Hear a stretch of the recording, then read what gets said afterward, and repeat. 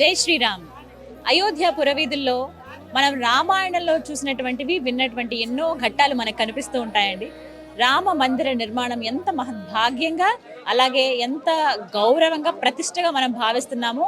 ఆ రాముణ్ణి చక్కగా బాలరాముణ్ణి మనం చూస్తూ ఉన్నాం దేవాలయంలో. అయితే రాముడైతే ఇప్పుడు ఇక్కడికి వచ్చారు. ఇంతకుముందు టెంట్లో పూజించే వాళ్ళం, ఇప్పుడు సుందరమైన భవ్యమైన మందిరంలో ఆ దివ్య రూపాన్ని పెట్టుకుని మనం పూజించుకుంటున్నాము. Gautam neuro care, brain stroke, migraine, fits, brain and spine surgeries కి బెస్ట్ న్యూరో సర్జన్. మరోవైపు అయోధ్య పురవీధులన్నీ ఏవైతే ఉన్నాయో ఇక్కడ మనకి కొన్ని గురుతులు కూడా కనిపిస్తాయి. ఆ రామయ్య ఈ ప్లేస్ లో నడయాడారని, ఇక్కడ కూర్చున్నారని, ఇక్కడ పాలించారని, అలాగే దశరథ మహారాజు ఇలా ఇక్కడ కొన్ని యాగాలు చేశారని, యజ్ఞాలు చేశారని, ఇలా రకరకాల గుర్తులు మనకు కనిపిస్తాయి. దశరథ మహారాజు భవనం కూడా మనకు ఉంటుంది. ఇందులో భాగంగా రామ మందిరం నుంచి కొద్ది దూరంలోనే మనకి యజ్ఞశాల అని కనపడుతుంది. దశరథ మహారాజు పుత్రుల కోసం ఎన్నో యాగాలు యజ్ఞాలు చేశారని తెలుసు కదా. పుత్రకామేష్టి యాగం వారు నిర్వహించారు. ఆ తర్వాత వారికి పుత్రులు కలిగారని చెప్పి, సో ఆ యజ్ఞం నిర్వహించినటువంటి స్థలం ఇదేనండి. అందరూ వెళ్ళి దర్శనం చేసుకుని వస్తున్నారు లోపలికి. మనం కూడా వెళ్దాం రండి. లోపలికి ఈ తలుపులు చూసారా, ఆ కాలంలో కొన్ని వందల సంవత్సరాల క్రితం ఉన్నటువంటి తలుపులే ఇవి. అప్పుడు యజ్ఞశాల ఉండేది. ఆ తర్వాత దాన్ని అలా కాపాడుతూ వచ్చారు. ఆ తర్వాత ఒక స్వామీజీ ఇక్కడ ఉండేవారట. ఈ గోడలు చూడండి, అప్పటి నిర్మాణం ఇవన్నీ కూడా వందల సంవత్సరాల క్రితం. కిందంతా కార్పెట్స్ అవి వేశారు. నేలంతా కూడా ఇంకా ఆ కాలం ఎలా ఉంటాయి అలా ఉన్నాయి అనమాట. గంటలు చూడండి, మొత్తం ఎన్ని గంటలు ఉన్నాయో పైన. అంటే ఒక్కొక్కరు డొనేట్ చేస్తూ ఉంటారు కదా, ఒక్కొక్కరు వచ్చి ఇలా ఇచ్చేసి వెళ్తూ ఉంటారు దేవాలయంలో, అలా అనమాట ఇవన్నీ కూడా. రామచంద్ర ఇలా మనం సరే చూడొచ్చు. ఈ నిర్మాణం అంతా చూడండి. స్వామివారిని కూడా మనం దర్శించుకోవచ్చు. ఇక్కడ మనకి సీత, లక్ష్మణ, హనుమాన్ సమేత రాముల వారు కనిపిస్తారు. అంటే అంతకంటే ముందు మనం ఇక్కడ ఒకసారి ఈ నిర్మాణం చూడండి ఎలా ఉంది. పూర్వకాలంలో ఆ కాలంలో ఎలా ఉండేవి గోడలు కానీ అవన్నీ, ఆ పైనుంచి చూసే విధంగా, పైనుంచి మొత్తం సన్లైట్ అవి పడే విధంగా ఇక్కడ చూడండి. ఇదంతా స్పేస్ అనమాట. ఇక్కడ ఇక్కడ ఎవరైతే సంరక్షకులు ఉన్నారో ఈ ఆలయానికి సంబంధించిన వాళ్ళు ఇక్కడ ఉంటున్నారు ఇంట్లోనే. సో వాళ్ళ పిల్లలు, వాళ్ళకి సంబంధించిన వస్తువులు ఇవన్నీ మనం చూస్తున్నాం. ఒకసారి పైన అంతా చూడండి. ఇటుపక్క వంట చేసుకోవటానికి, ఇటుపక్క ఏమో వాళ్ళ బాత్రూమ్ అవన్నీ కూడా ఇక్కడ పైన. ఆ నిర్మాణం ఎంత చక్కటి ఆర్కిటెక్చర్ ఉంటుందో తెలుసా. ఇక్కడ యూపీలో నేను గమనించాను కదా, చాలా ప్లేసెస్లో చాలా అద్భుతంగా ఉంటుంది వాళ్ళ ఆర్కిటెక్చర్ అయితే. అంటే ఎంత నీట్గా చెక్కుతారంటే ఆ గోడల్ని, అవి కూడా చెక్కలే అవి, ఆ కింద వేసినవి అవి. దాంతో పాటుగా బేస్ కోసం ఆ చెక్కలు పెట్టారు. అక్కడ పైనంతా కూడా సిమెంట్ తోటి నీట్గా చెక్కారు. ఆ నిర్మాణమే అద్భుతం. ఇక్కడ చూడండి స్వామివారిని ఎంత చక్కగా కనిపిస్తున్నారు. ఇక్కడ అన్ని కూడా మనకి పాలరాతితో ఉంటాయి స్వామివారి విగ్రహాలన్నీ కూడా. నార్త్ సైడ్ లో మనం చూస్తాం కదా, కంప్లీట్ గా లోపల మందిరం అంతా పాలరాతితో నిర్మించారు.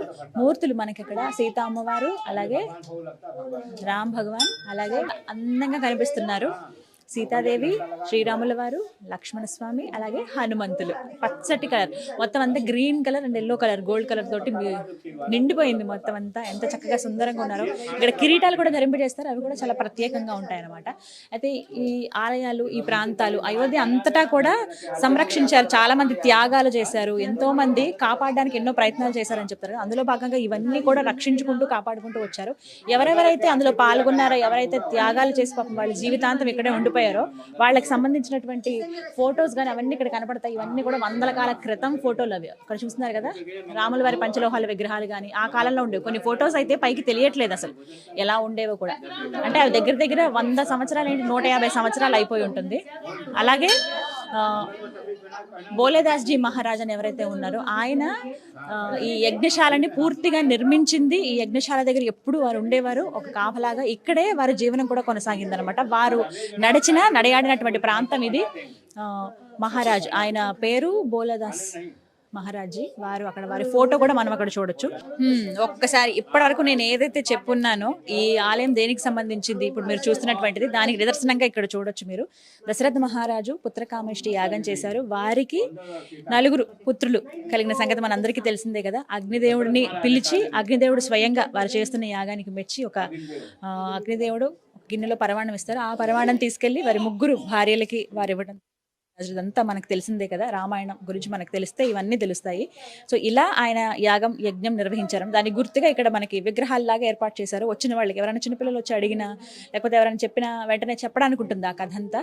రామాయణం అంటే ఇప్పుడు మనం ఇలా వింటున్నాం కానీ మన పూర్వకాలంలో అయితే చాలా మందికి సినిమాల ద్వారానో లేకపోతే బుక్స్ ద్వారానో తెలుసు. బట్ ఇప్పటి వాళ్ళకి చాలా మందికి తెలియదు కదా, అలాంటి వాళ్ళకి ఇక్కడ తీసుకొచ్చి ఒక లైవ్ ఎగ్జాంపుల్ లాగా చూపించవచ్చు అనమాట. రాముడు నడయాడిన ప్రదేశం ఇది. దశరథ మహారాజు పుత్రుల కోసం ఒక పుత్రకామేష్టి యాగాన్ని నిర్వహించారు. ఆ యాగం యజ్ఞశాల ఇక్కడే అన్నమాట, ఇదే ప్లేస్ లో. ఎంత పవిత్రమైన స్థలం కదా ఇది, నిజంగా జన్మధన్యం ఇలాంటివి చూడాలంటే. ఇదే యజ్ఞశాల దగ్గర ఒక పూజ మందిరం లాగా ఏర్పాటు చేశారు. ఇక్కడ ఒక స్వామీజీ కూర్చుని ఉన్నారు, వారితో మాట్లాడదాం, ఈ యజ్ఞశాల గురించి పూర్తి వివరాలు తెలుసుకుందాం. ప్రణామ్ జీ, జై శ్రీరామ్. जय श्री राम। इस स्थल का बारे में बताओ। यहाँ राजा दशरथ महाराज जब किए राम के जन्म के लिए 4 पुत्र पाए, राम लक्ष्मण भरत शत्रुघ्न। दशरथ महाराज बैठे काले मूछ वाले, गुरु वशिष्ठ महामुनि सफेद दाढ़ी वाले, सिंह ऋषि महाराज जग कराए। ये दुर्वासा ऋषि, गौतम ऋषि, विश्वामित्र, अगस्त्य मुनि। बीच में अग्निदेव महाराज खीर प्रसाद लेकर प्रकट हुए। तीनों रानी खीर खाए, चारों भाई जन्म हुआ। ऊपर में राम लक्ष्मण भरत शत्रुघ्न, माता सीता, बगल में हनुमान। సో మనందరికీ తెలిసిందే కదా, జై శ్రీరామ్. ఇక్కడ మహా ఋషులు అందరూ, దుర్వాస మహాముని అలాగే విశ్వామిత్రుడు, అందరి సమేతంగా అందరితో పాటు కూర్చుని దశరథ మహారాజు యజ్ఞం నిర్వహించారు. అప్పుడు అగ్నిదేవుడు వచ్చి ఒక పరమాన్నం ఒకటి ఇస్తారు, అది వారు భార్యలకి ఇవ్వటము.